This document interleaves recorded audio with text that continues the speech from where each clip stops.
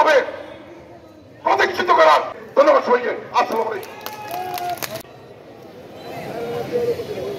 কালো পোশাক পরিধান করেছে।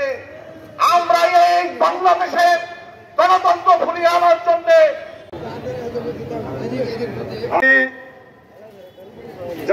বাংলাদেশ জাতীয়তাবাদী দল জামালপুর ছিল। আজকে শেখ হাসিনা বাংলাদেশ থেকে বিতাড়িত হয়েছে। আপনারা যদি জনগণের অধিকার বঞ্চিত করে ক্ষমতার মেয়াদকে পরিকল্পিতভাবে ষড়যন্ত্র করে দীর্ঘমেয়াদী করতে চান, হয়তো শেখ হাসিনার সাথে আপনাদের সাক্ষাতের ব্যবস্থা হয়ে যেতে পারে। এই জাতির মানুষ আপনাদেরকে রেহাই দেবে না। আমরা আহ্বান জানাই যে ইতিমধ্যেই বর্তমান সরকারের মাননীয় প্রধান উপদেষ্টা আগামী ফেব্রুয়ারি 2026 নির্বাচনের একটি প্রাথমিক রোডম্যাপ ঘোষণা করেছে। যে রোডম্যাপের পরে সারা বাংলাদেশের মানুষের মনে আশা জেগেছে। দীর্ঘ 17 বছর ভোট দিতে পারে নাই, আজকে তারা ভোট দিয়ে এই দেশ পরিচালনার দায়িত্ব তাদের নির্বাচিত সরকারের হাতে তুলে দিতে চায়। কিন্তু আমরা দেখেছি যারা ছাত্রদের জীবনের উপর ভর করে আজকে এই সরকারের দায়িত্ব নিয়েছিলেন, পরবর্তী সময়ে ক্ষমতার লোভে নতুন দল গঠন করেছেন। আজকে তারা নতুন নতুন কথা বলে বিএনপির বিরুদ্ধে অবস্থান নেওয়ার চেষ্টা করছেন।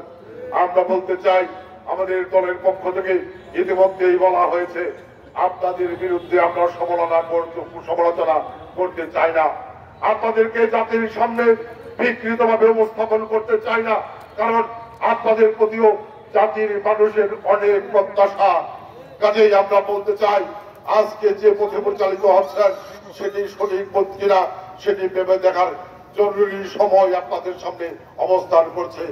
এখনো সময় আছে, বিবেচনা করে দেখুন কোন পথে আপনারা হাঁটছেন। আজকে সংস্কারের নামে নির্বাচনকে বিলম্বিত করার চেষ্টা করছেন। সংস্কার একটি ক্ষণস্থায়ী বিষয় নয়, সংস্কার তাৎক্ষণিকভাবে হয় না। সংস্কার সময়ের প্রয়োজনে, জাতির মানুষের মুক্তির প্রয়োজনে সময়ের সময় সংস্কার করতে হয়। আজকে যে সংস্কারের কথা আপনারা বলছেন, সেই সংস্কারের কথা আজকে থেকে 2 বছর আগে বিএনপি 31 দফা রাষ্ট্র সংস্কারের কর্মসূচি ঘোষণা করেছে। সেই 31 দফা রাষ্ট্র সংস্কারে এদেশের তরুণ সমাজের ভবিষ্যৎ তুলে ধরা হয়েছে। যে 31 দফা রাষ্ট্র সংস্কারের কর্মসূচিতে ছাত্রদের ভবিষ্যৎ তুলে ধরা হয়েছে। মহিলা, পুরুষ, কৃষক, শ্রমিক, মেহনতি মানুষ, সকল মানুষকে নিয়ে আগামী দিনের সেই পরিকল্পিত ভবিষ্যৎ স্বপ্ন তৈরি করা হয়েছে। আমরা বলতে চাই, বিএনপি রাষ্ট্রীয় ক্ষমতায় অধিষ্ঠিত হলে 31 দফা সংস্কারের মধ্য দিয়ে এই বাংলাদেশ জনগণের কাঙ্ক্ষিত বাংলাদেশে প্রতিষ্ঠিত হবে। সেই শহীদদের স্বপ্নের বাংলাদেশে প্রতিষ্ঠিত করার চেষ্টা করছেন। তাদের অতীত অবস্থান বিবেচনা করে দেখুন। 1971 সালে আমি বলেছি জাতির সবচেয়ে বড় অর্জন স্বাধীনতা। যেই স্বাধীনতার জন্য 30 লক্ষ মানুষ জীবন দিয়েছে, যেই স্বাধীনতার জন্য 2 লক্ষ মা-বোনের ইজ্জত দিয়েছে, এই জাতির সবচেয়ে বড় স্বীকার করে স্বাধীন বাংলাদেশ পেয়েছিল। সেই স্বাধীনতার বিরুদ্ধেও যারা সেই সময় অবস্থান নিয়েছিল, স্বাধীন বাংলাদেশে বিভিন্ন সময় তারা বিভিন্ন দলের সাথে, বিভিন্ন সরকারের সাথে অবস্থান করে নতুন নতুন ষড়যন্ত্রের মধ্য দিয়ে এই বাংলাদেশের গণতন্ত্রের অগ্রযাত্রাকে বিভিন্ন সময় বাধাগ্রস্ত করেছে। আজকে তাদের বিষয়ে জাতির মানুষের প্রতিনিধিত্বের কথা বলছেন, তাদেরকেও আহ্বান জানাই, আপনাদেরকেও ভাবতে হবে, কাঁধে কাঁধে ভর করে আসলে ক্ষমতায় থাকতে পারতো না। কারণ বিএনপির মাঠ পর্যায়ে যে পরিমাণ জনগণ রয়েছে, যে পরিমাণ নেতা কর্মী রয়েছে, সেই নেতা কর্মীর একটা নেতা কর্মী কিন্তু আওয়ামী লীগে যোগ দেয় নাই। কত নির্যাতন তার মধ্য দিয়েও আমাদের প্রিয় নেত্রী দেশ নেত্রী বেগম খালেদা জিয়া দেশ থেকে পালিয়ে যায় নাই। আর শেখ হাসিনা অল্প গুলি কয়েক আন্দোলনের মধ্য দিয়েই বিএনপির নেতা কর্মীদের 16-17 বছর আন্দোলনের শেষ অংশে ছাত্র জনতা আন্দোলনের মধ্য দিয়ে শেখ হাসিনা এই দেশ থেকে পালিয়ে গিয়েছে। আপনারা মনে করবেন না যে এত সহজেই বিএনপিকে আপনারা দমিয়ে রাখতে পারবেন। সংগ্রামী বন্ধুগণ, আগামী ফেব্রুয়ারি মাসে এই অন্তর্বর্তীকালীন সরকার নির্বাচন ঘোষণা করেছে। আমরা বিশ্বাস করি সেই তারিখে এই নির্বাচন হবে।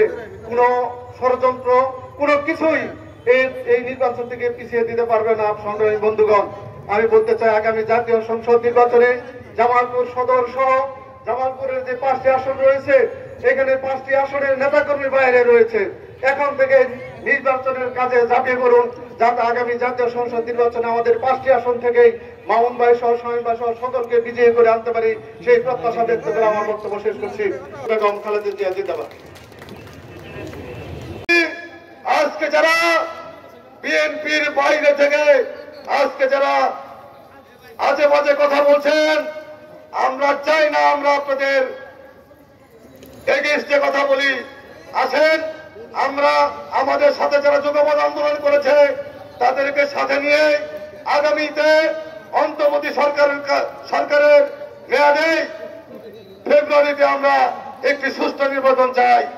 সেই নির্বাচনের মধ্য দিয়ে আমরা আগামীতে সরকার গঠন করব। সকল নেতৃবৃন্দকে আজকে ভাষায় বলতে চাই, আজকে যারা আপনারা এদিক সেদিক, আজকে এই জামাত, এই এনসিপি, আজকে আপনাদের নিশ্চয় দেখেছেন যে গোপালগঞ্জে আপনাদের অবস্থানটা কি দাঁড়িয়েছে। আমরা এই সকল কথা বলতে চাই না। আমরা চাই যারা আমাদের সাথে আন্দোলন সংগ্রাম করেছেন তাদেরকে সাথে নিয়ে আমরা আগামীতে নির্বাচন করব। সবাইকে সুন্দর এবং সুস্থভাবে আগামী দিনে আমরা জামালপুরে 5টি আসন অ্যাডভোকেট আমাদের মাইকের সামনে এসে উপস্থিত হবেন। এই পর্যায়ে বক্তব্য রাখবেন বাংলাদেশ জাতীয়তাবাদী দল জামালপুর শহর শাখার সংগ্রামী সভাপতি, জেলা বিএনপির সংগ্রামী সহ সভাপতি জনাব মোহাম্মদ লিয়াকত আলী ভাই উপস্থিত থাকার আহ্বান জানিয়ে আমার বক্তব্য শেষ করছি। খোদা হাফেজ।